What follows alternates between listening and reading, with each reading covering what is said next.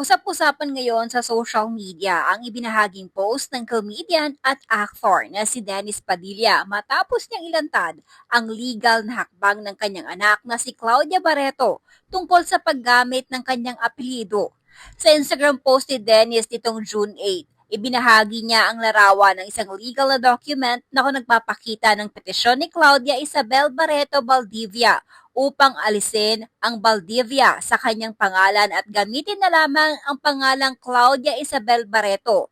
Para sa kaalaman ng lahat, Valdivia ang tunay na apelyido ni Dennis Padilla. Ang buong pangalan ng aktor ay Dennis Esteban Dominguez Valdivia. Ang pangalang Dennis Padilla ay screen name lamang na ginamit niya sa showbiz.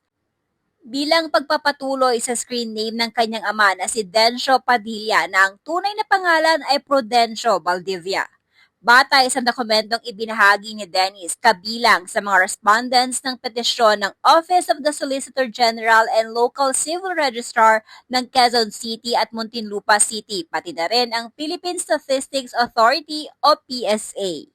Hindi naman naitago ni Dennis ang kanyang emosyon sa naging hakbang ng anak. Sa text caption na kalakip ng dokumento, mababasa ang mensaheng, "Kung ang lungkot ko ay kasiyahin mo anak, hindi magbabago ang pagmamahal ko sa iyo, Claudia.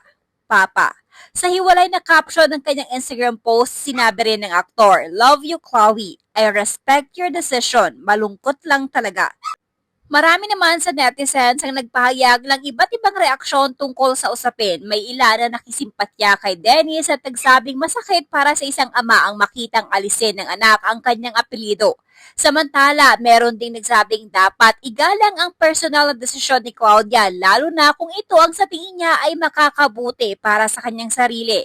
Sa ngayon, wala pang inilalabas na pahayag si Claudia Barreto kaugnay ng usapin.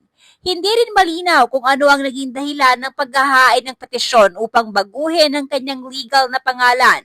Matatanda ang ilang taon ng laman ng balita ang umano'y hindi magandang relasyon sa pagitan ni Dennis Padilla at ilan sa kanyang mga anak kay Marjorie Barreto. Ilang beses nang naging usap-usapan ng kanilang mga hindi pagkakaunawaan na ibabahagi sa publiko sa pamagitan ng social media at iba't ibang panayam.